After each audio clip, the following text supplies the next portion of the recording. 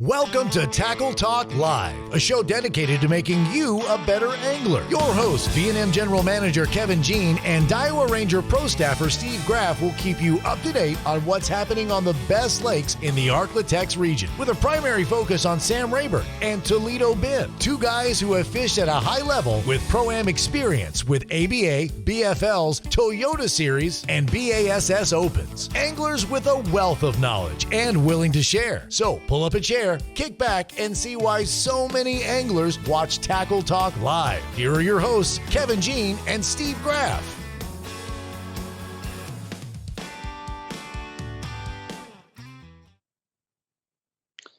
Welcome to Tackle Talk Live. I'm your 13 fishing pro staffer, Steve Graff, along with V&M General Manager Kevin Jean. And Kevin, I'm up here in the Ouachita Mountains of Oklahoma. And you're outside. It is beautiful up here. There's a nice little crispness to the air. It's got it's about in the upper 50s in the mornings, and then it warms up into the low 80s in the afternoon. But it's been great. I mean, we've been up here since last Saturday, coming home tomorrow, and but it's been a great trip up here. In Oklahoma, the Ouachita Mountains are always a great place to go. No, I know you're up there where it's a lot cooler than it is down here, at least in the morning times anyway. So I know you're enjoying that. I tell you what, Steve, after the show, we're going to have to reach out to Hook Fishing because we're both repping the Hook Head here. Yeah, exactly. And Kevin, this is really one of my favorite times of the year. Fall fishing for me, I don't know if it fits my style or whatever I like to do, but man, I love this time of year. Number one, the lakes aren't as crowded. A lot of people hunting. They're already in the woods, especially bow hunters. You got gun season right around the corner. You got duck season coming up. Guys are working on blinds. I mean, it's just it takes people away from the lake a little bit. It takes a lot of the pressure off the fish, I think. Yeah, no, I agree with you, Steve. This is definitely, I would say, my favorite time as well. It's not too cold yet, and the fish are, setting up ways I like to fish. Some really good grass over there on Sam Rayburn. Now, Sam Rayburn's down a little bit. We're going to talk about that a little bit here today. But, Steve, it's getting pretty low over there. I didn't hear of any bad things. Anybody, hit anything shallow over there this past weekend. But we'll dive into a little bit more of that as well. But a lot of lakes, Toledo Bend starting to get low as well. Yeah. Be careful out there, guys, because and there's no major rain in the forecast anytime soon. So over the next, I think, 10 days, maybe you think next Saturday there's a chance of rain, 50%, whatever it is. But other than that, that's about all we got coming our way. But today on Tackle Talk Live, we're going to visit with the Sealy Shootout winner. We got Brandon Hohenstein coming on as he reeled in the big fish of the tournament with a 1030 hammer. We'll also go over that event, and we'll have the results of the BASS Open, Central Open on Hartwell, along with Bass Champs Team Championship. We'll go over those results. It was held this past weekend on the mighty Red River. We'll also try to give you a preview of what anglers can expect at the final Central Open coming up at Sam Rayburn in 2 weeks. As Kevin's alluded to, the lake's a little low. Don't look for any more rain to come in between now and then. How's it going to affect those guys? Well, Keith Poche, will he close the door on his first angler of the year for the Open Series? And he's got a 39-point lead, Kevin, going into that final event. Yeah, and Steve, really that last Open to me is going to be your grass guys versus your deep guys. It's what it's going to come down to. And maybe even somebody mixing it up. So there's a lot of different things going on Sam Rayburn right now, a lot of different ways to catch them. So it's going to be interesting to hear and see how it all plays out for this. We got a little cold snap coming too for these guys for the Open as well. Also, talking to Brandon today, we're going to hear how he caught it. Steve, let me tell you, I talked to him earlier. I talked to him about an hour ago, got his story, very interesting story from Brandon. Basically his first time to ever fish the lake. He was there once 6 years ago. Showed up Saturday morning, went fishing. He has no idea where he was at, has no idea where he caught the fish at. It's a really cool story to hear, so y'all got to stay tuned for that. And before we get to that, we're going to take our first break, and when we return, we'll talk with this guest that Kevin's got us lined up with, Brandon Hohenstein. You're watching Tackle Talk Live. We'll be right back. Toledo Health is a full-service primary and acute care clinic. Nurse practitioners Jarrett Rule and Melissa Vines bring quality health care that's needed and convenient to the area. Whether it's a stomach virus or a hook in your hand, Toledo Healthcare will try and meet all your health care needs. Appointments available and walk-ins are always welcome. So the next time you're feeling down at Toledo Bend, stop by Toledo Healthcare, located on Highway 6, just south of Toledo Town, or you can call 318-508-5323. For all your boating needs, check out Shreveport's newest marine dealer, The Boat Shop. Raymond Kidd and his great staff will take care of all your engine repair needs or anything else that needs fixing. A certified Yamaha Mercury dealer, they carry two of the best fishing boats on the market from Sea Arc and Camus. The Boat Shop is never short on trade-ins, as they're always willing and able to make you the best deal possible. Looking for great boat accessories? They're a full support Garment and Minn Kota dealer. So the next time you're in the market for a new or used boat, or maybe you just need to service the boat you have, let the Boat Shop fix you up. To learn more, call 318-402-0399 or go to ShreveportBoatShop.com.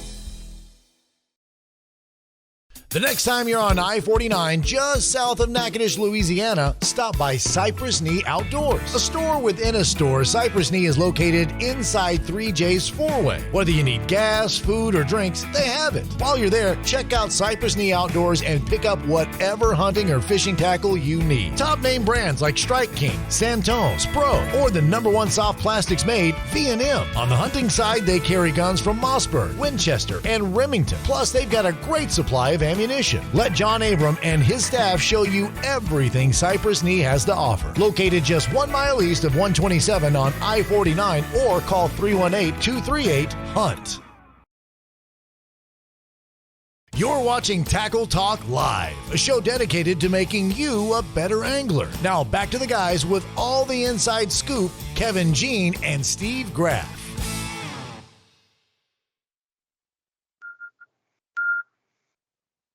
Hey, we're live, Steve. Are we ready? Yes, we're live. Oh, okay. Welcome. Now, didn't hear the countdown from James. You're watching Tackle Talk Live. Thank you for tuning us in today. This segment presented by Toledo Health, The Boat Shop, 3J's Four-Way, home of Cypress Knee Outdoors, and on the Boat Shop hotline, we've got from Aubrey, Texas, the one, the man, the myth, the guy that has won a lot of money this past weekend over on Sam Rayburn, Brandon Hohenstein. Brandon, how you doing, bud? I'm doing a lot better today than I was last week. Brandon, are we saying that last name correct? How do you say it? Hohenstein? Sounds like you guys are saying it right. Close enough. I've heard it in many different ways. Okay. Hohenstein. Okay, we got it. We got you right now. Well, Brandon, you came in with a 10:30, and Kevin's just kind of told me off there that this is your first trip to Sam Rayburn? Yeah. I mean, the one other trip was years ago, and I don't even think I got to actually be on a boat on the lake. It was just kind of a family trip. So the first time there for me and my buddy that was fishing with me. So it was a new experience. So where exactly are you from, Brandon?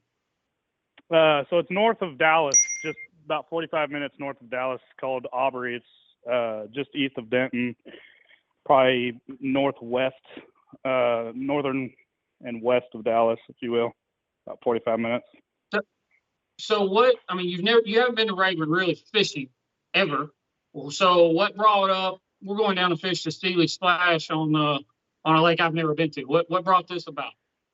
Oh man, I love the Bob Seeley tournaments. I've been doing them since I was a stinking freshman in high school out there at Lake Fork, and I always do Lake Fork. And the boat that I bought last year just wasn't ready for that tournament, and I've been planning this one for about 7 months. I said, no matter what, I'm tired of not catching fish out there at Lake Fork. I'm gonna do this Sam Rayburn tournament and kind of switch it up. So me and my buddies decided we were going to go out there and do that and make it kind of a family trip too. So I took the wife and the kids, and we just buttoned up and went out there. I would say that was a good decision. Yes, exactly. And Brandon, give us real quick a little insight on the bait you were throwing. Were you deep? Were you in a brush top? Were you fishing grass? Just kind of give us a little detail of how you caught the big fish. Man, we didn't really know where to go. We moved up in we were fishing a cove on the windward side, and where everybody was tucked up out of the wind, and there was like 40 boats up in there. And me and my buddy got up on the front and threw probably 3 or 4 casts running some grass. And you know what, man, there's probably been 700 chatterbaits run by this same exact spot with how many boats are in here. Let's run over to the other side where the wind's coming in at, just to get away from all these boats. Nobody's going to want to really deal with that. I've got, spot lock and everything. I was like, I'll just go over there. We went over there and kind of did the same thing, fishing 7 to 8 foot, just trying to find anything. And we were actually getting ready to leave that spot because we didn't like it. So I had pulled the trolling motor out of the water, and we were just kind of drifting there. And then I was like, you know what, let me sit here and look at my charts here for a second, see if I can find anything interesting. And zoomed in on a submerged bridge and a creek that ran together out there in about 17, 18 foot of water. I said, you know what, let's go putt over there in this same cove and see what that looks like, and graphed it. Man, it looked awesome. There's fish all over it and all kinds of different, there's grass on one side of it and rock piles on another. There was a truck up on the middle of the bridge. It was a really cool spot to fish. So we ended up sitting there and throwing some baits at it. And that's where Now, Brandon, so you graphed over it, I'm assuming down scan, side scan. And I'm assuming when you set up, are you live scoping? Are you live scoping the boat? I had live scope on it. Okay. I side scanned it first just to kind of find it, and then I got on Panoptics and really started detailing what it looked like, kind of orientating where the bridge is at and all that.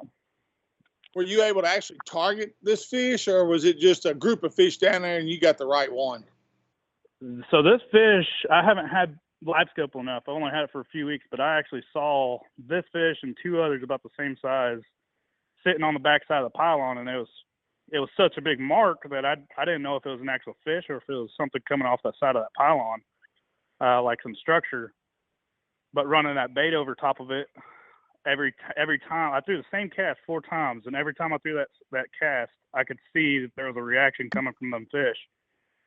So I was really trying to fire them up. So I just kept on throwing the same cast and ended up paying off. Wow. Yeah, That's great. It was amazing, man. It was a really cool experience, especially trying to figure out that live scope, looking at them. It was awesome. That cast before it. So I'm sorry to interrupt you, Brandon. I'm trying to get a grasp here. So you've seen the fish on the Panoptics. You can see them down there, and you're throwing a crankbait? Yeah. So it was the way we were fishing, we're kind of fishing perpendicular to the bridge, and you could see the 3 pylons that go underneath of it.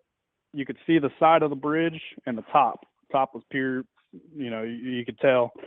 And then fish were sitting right below the top of the pylon. So you could see them suspended in the middle of the bridge. And every time I'd pop it over top of that side of that pylon on top of the bridge, they would react to it. So I just kept on throwing that same cast. Did you see it on your Panoptics when the fish hit it, the 10-pounder? Did you see him hit it? Not on the actual cast, no, because I wasn't.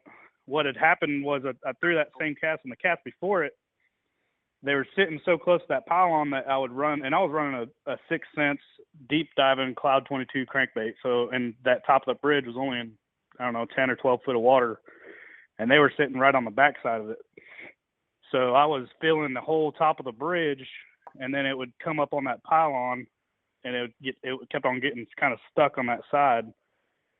And the cast before it actually got hung up in that same spot and thought I was going to break off, and then it floated up out of it, and I went on, got that cast back in, and the next cast, the same exact thing happened. It got hung up right there before where that drop off was.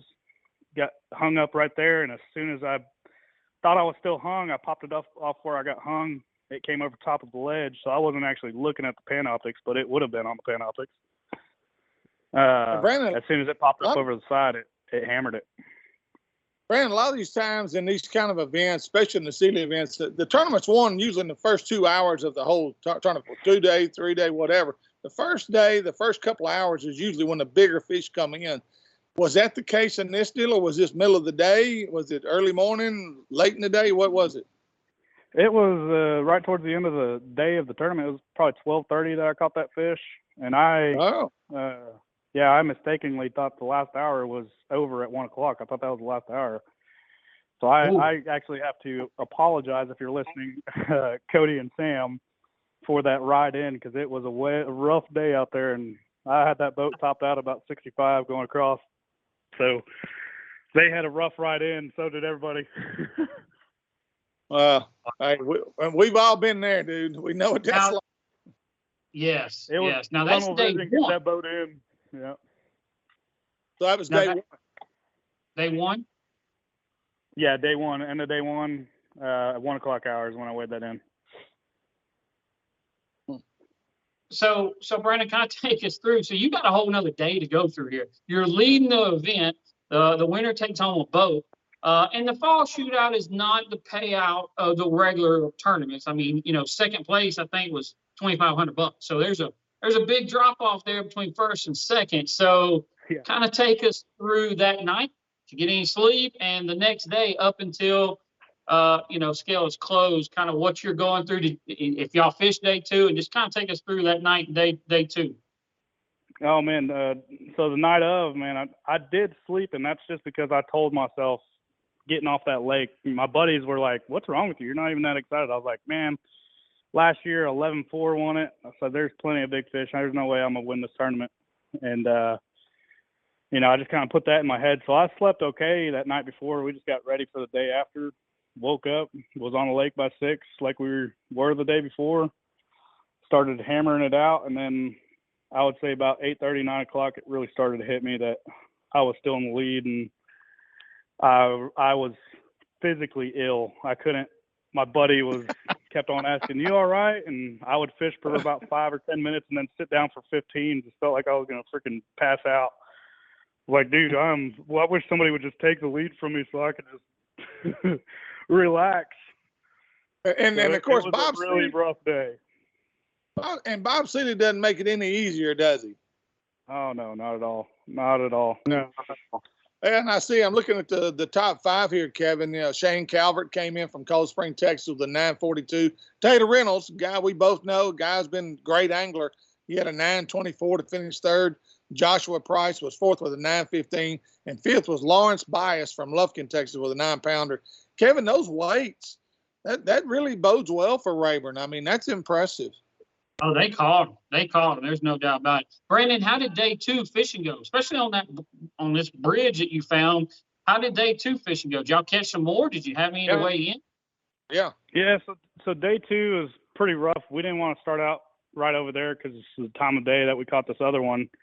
Kind of seemed like they turned on a little bit later. So we started out the day just in some other deep spots and not really having any luck, and made our way over there about 11 o'clock noon, and fished there for most of the rest of the day.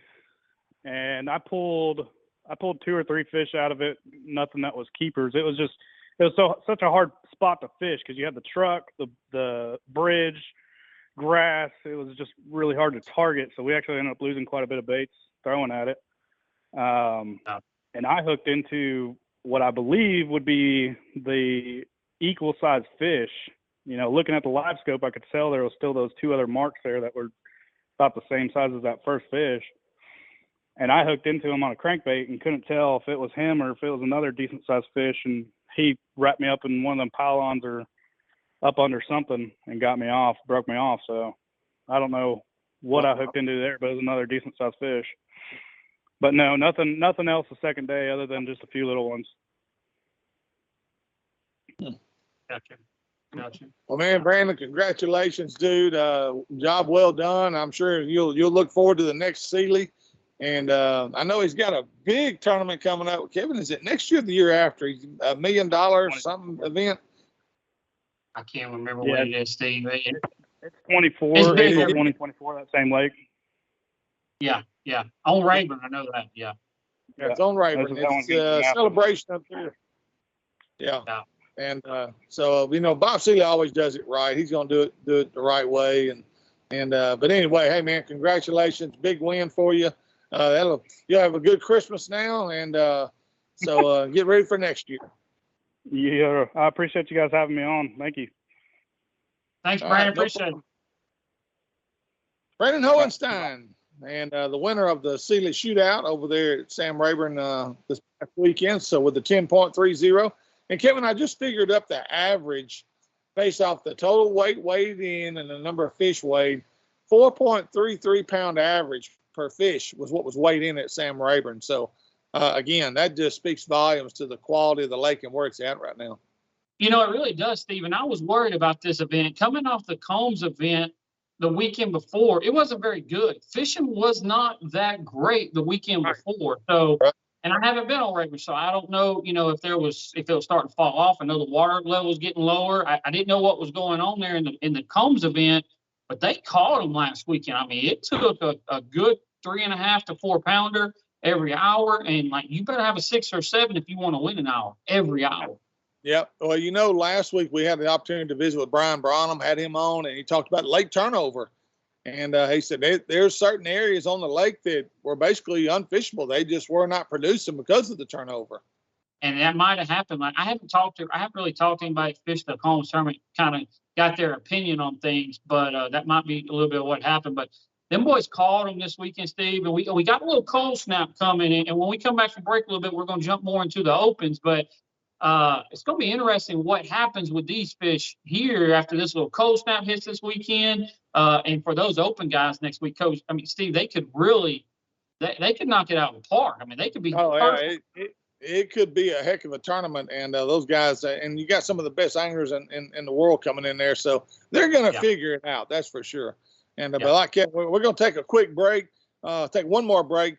And when we return, we're going to give you the Bass Championship results, the BAS Open Series from Hartwell, and we'll talk a little bit about the Open Series AOY standings coming up with one event left for the Central Open. We'll see how that's going to shake out. You're watching Tackle Talk Live. We'll be right back.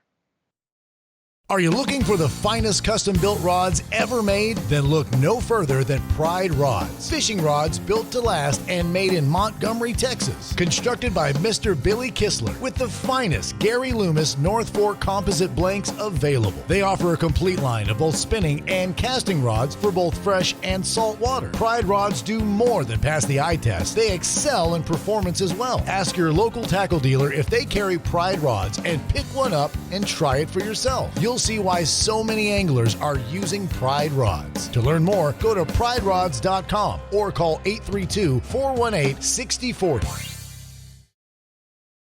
The next time you're headed for Toledo Bend or Sam Rayburn, stop by Keith's Toledo Bend Tackle. They have an awesome supply of everything you'll need to catch the big ones. Whether your trip calls for bass fishing, white perch tackle, catfish bait, or the ultimate fighting shiners, Keith's Tackle has you covered. Keith and former Elite Series pro Ben Matsubu also have the latest information on what, how, and where you need to be fishing on Sam Rayburn or the Bend. So for all your tackle needs, check out Keith's Toledo Bend Tackle, located just off Highway 21 on the Texas side of Toledo Bend, or call 409-625-0181.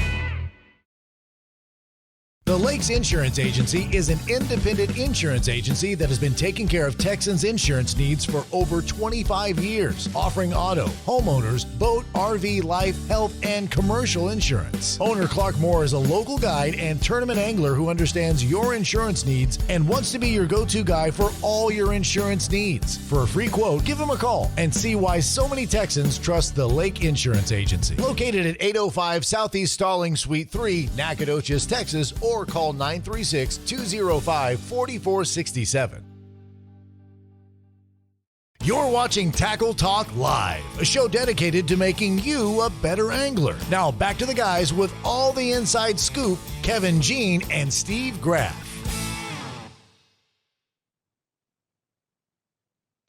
Welcome back. You're watching Tackle Talk Live. This segment presented by Pride Rods, Keith's Toledo Bend Tackle, and the Lakes Insurance of Nacogdoches. 2 locations, one in Broadus, Texas, on the shores of Sam Rayburn, and one right there in the city of Nacogdoches. So glad you tuned us in. Appreciate you. Just had Brandon Hohenstein on, the winner from the Bob Sealy Shootout this past weekend with the 10.30. Good to see big fish still coming in at Rayburn.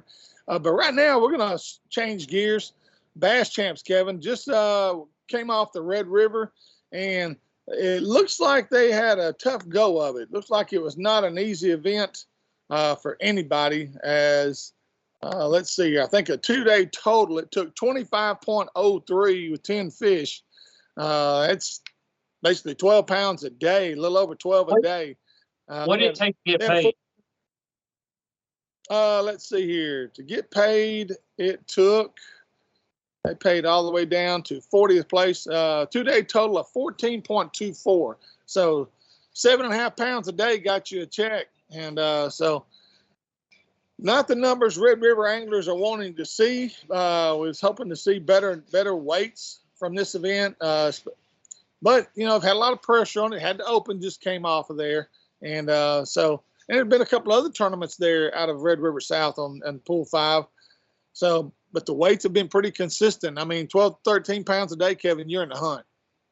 Yeah, I mean, that's kind of where I thought would win it. I was really, I figured that 12 a day would win it, just coming off the open and everything. But I'm really, I say shocked. I'm not really that shocked. But man, 7 pounds a day to get a check, Steve. That's tough. That can't look good for Bass Champs. 7 pounds a day and that championship to get paid. Now, granted, Red River is a great place to go have a tournament. Shreveport is an excellent place. Red River South an excellent place. But Steve, when you have the number of tournaments Red River has had this fall in that body of water, there's not enough fish there. They're just plain and simple. No, I think that's the key. And again, I still commend, because I know they're working hard to change that. Red River Waterway Commission is doing stocking. They got a stocking program that they have implemented over the last couple of years. They're continuing that program to try to get those numbers back up. And hopefully, God willing, and the creek don't rise or the river don't rise, it'll be back to what it used to be in another year or so. And we may never see that again, Kevin. I know, talking to some guys from the Arkansas River that grew up in Arkansas River and how their river system changed over the first 15, 20 years that you were fishing it. All the backwater area disappeared, became farmland because of the way that the Corps of Engineers designs river systems with jetties, and it encourages to take silt and put it in the backwater and fill in that backwater area. And they're farming land. They used to fish up there. And so I've got a gut feeling, Kevin, we're heading the same direction on Red River. Yeah, no, I agree. I agree. And I hate it. It was such good fish for so many years. And, it's still, they're still working their butt off. The Red River Waterway Commission is still bringing, hats off to them, Eric Gilmore and those guys over there, because they're still bringing the tournaments. They're still getting them. I just hate that it's not showing out a little bit better than it is. But when you have that, again, you have that that big of tournaments, within a month or two on that body of water, it can't hold up. Right. Let's switch gears from Bass Champs. Let's head over to Lake Hartwell. Got the results of that event, and that Kevin, Hartwell kind of showed out a little bit. I mean, it's a great body of water to begin with, but even over there, and a lot of people attribute to fall fishing.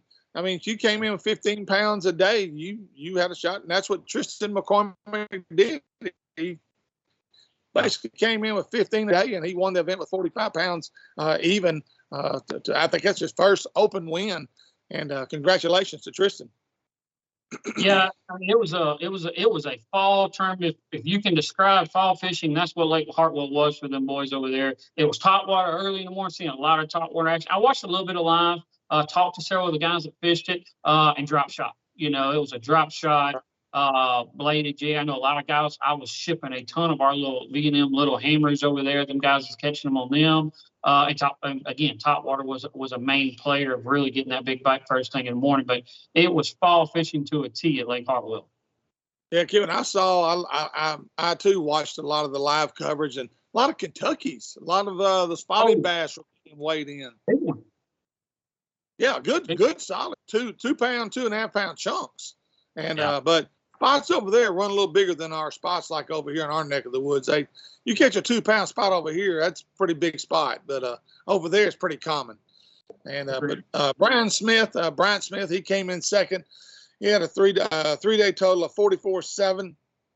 Brian knew who actually won his very first BASS Elite Series of any ever got in Florida. Brian New finished third with 43.4. Shane Lindberger, he finished fourth with 42.7. John Garrett finished fifth with 42.3. Paul Marks finished sixth with 42.3. Derek, is that Latonin? Derek Latonin, he finished seventh with 41.9. Lucas Murphy was eighth with 40.14. And Matt Pengrak, he had finished ninth with 40. Yeah, had finished ninth with 40.12. And rounding out the top 10, David Gaston finished 10th with 40.5 pounds of fish. So looks like overall a good tournament. Looks like you had to be around that 28, little over 28 pound mark to make the cut for the top 10. Yeah.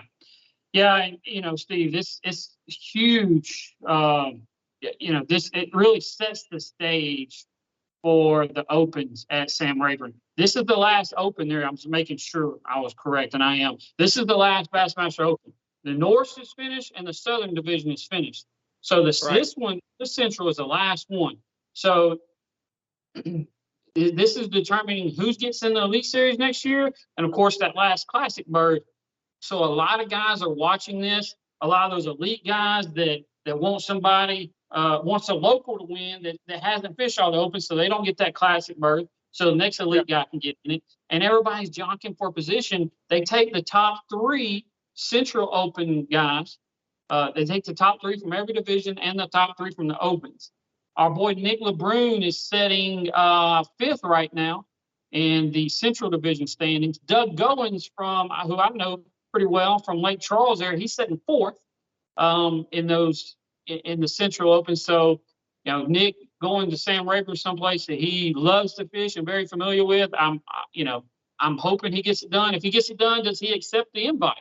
He just got an invite to the Bass Pro Tour. So does Nick accept that invite? Right. And, of course, then you got our good friend and former Natchitoches native Keith Poche leading the AOY going into this event by 39 points. Now, Kevin, how hard is it to make up 39 points? Oh, gosh, Dave, you want me to do math. I was told there would be no math. It's hard. That's hard, especially Keith going to Sam Rayburn. That's all he has to catch them? Is that all you got to do, catch a limit? Yeah. It's not like he's going to zero. I don't feel like he will. I think Keith will do well. The lake is setting up well for Keith, and how he likes to fish, shallow. So there's plenty of grass, of course, like we talked about a while ago. Sam Rayburn is grass or deep, grass or brush pile. Which one are you going with? And Keith, of course, being a shallow guy fishing out of the boat he's fishing out of, he'll be able to go catch them. And I think he'll be able to catch them pretty decent. Yeah, I agree. And Keith's no stranger to Rayburn. He should be able to go over there. And again, he's a shallow water guy. We all know that. And that's what he's going to focus on. He's not going to be a guy looking for deep brush piles. I think he's going to go punch that grass. And again, he's just trying to get 5 in the boat. He can weigh that 12, 13 pounds a day. He's going to probably run away with it, and it'll all be over. But we hope our boy Nick LeBrun can make up this at least, 2 more spots. He needs to move up 2 more spots. He's 9 points out of third, which is, just a few places. But he is also, he's got 362. Second place is 390. So not 28 points, and it's still doable on Sam Rayburn. But it looks like, and there's him and Bradley Hallman is tied for 5th place, 362. Doug Goins has 366. Third place, which they take the top 3, Todd Reisinger has 371. So it's really going to get interesting, Steve. Everybody kind of fighting for that 3rd place position here in this last Central Open. Yeah, of course, Nick's had great success at Sam Rayburn, and I don't look for things to change with that. Nick will be well prepared for this event, and, he may have a few, is this an event, Kevin, that comes down to area on the lake? Nick's probably got a kind of an advantage on some of these guys. He knows some of these really good pockets and ditches and creeks. He knows where they are. He does, Stephen. And another thing, the lake being low is going to play a factor. I think the locals, I'm not talking about just Nick here. The locals knowing how those fish set up when the lake gets this low, because they set up differently. They set up differently in the brush piles. They set up differently in the grass. The shallower fish even set up a little bit differently. I think that's going to, I'm going to say it's going to help the locals a little bit. The lake being this low, one, knowing how to get around, but two, it's how the fish set up. But again, I go back to are you fishing grass or are you fishing deep? And that is one thing, Steve, these guys have got to figure out this week. Do they want to put all their eggs in a basket up shallow? Do they want to put all their eggs in a basket out deep? Or are they trying to mix it up? Yeah. That's true. And again, we got a cold snap coming. What does this cold snap do to these fish? It could make them fire, Steve. It could really make them fish fire. And top water we could really good weight. Yeah, and the frog bite could come into play here. Oh, absolutely. Yeah. And speaking of upcoming events, we got Bass Champs, the Berkeley Big Bass Open next weekend, October 15th and 16th on Lake Fork. And then Kevin and I are going to be involved this weekend. Northwestern State having a bass tournament, October 15th. 4 lakes to choose from there in that Natchitoches area: Cane River, Red River, Black Lake, and Sibley Lake. So those are the 4 bodies of water. I'll be helping with the weigh-in there, emceeing the weigh-in. Kevin will be there, I'm sure. And so looking forward to seeing all those guys. Great benefit tournament for a great program at Northwestern State. That Kevin Jean was actually the guy that started, I think, the Northwestern Bass Fishing Program. Yeah, I was. I was lucky enough to be in college around the time that the whole college deal started. I was a junior at Northwestern State University when the whole college fishing happened. And we, along with the help of Jimmy Mitchell, who's a soccer coach here at Northwestern, started up the NSU Fishing Club. And, and it's went from there. These guys have taken it way further than I ever probably could have, but hats off to them. But it's doing well. College fishing overall is just doing really, really well right now. Yeah, it really is. And again, thanks to guys like Kevin that started that program. That's one of the reasons that things are flourishing in the college fishing world. So, but anyway, if you're looking for something to fish and you're in that Natchitoches area, hey, stop in, sign up October 15th. That's this Saturday. And for this Northwestern State Bass Fishing Tournament, proceeds all go to the bass fishing team at NSU. So, Kevin, that's all I got. You got anything? I think that kind of wraps us up, Steve. All right. Well, thank you for tuning us in. Please check us out on YouTube, Facebook, Instagram, or on our podcast. And if you'd like to become a member of our sponsorship team, please make sure to message us on our Facebook page. Kevin will make sure he sends out a packet, a detailed packet, explaining everything all inside that packet, that how you can be a part of our sponsorship family. For Kevin Jean, yours truly, Steve Graff. Thanks for watching. We'll see you next week with more Tackle Talk Live.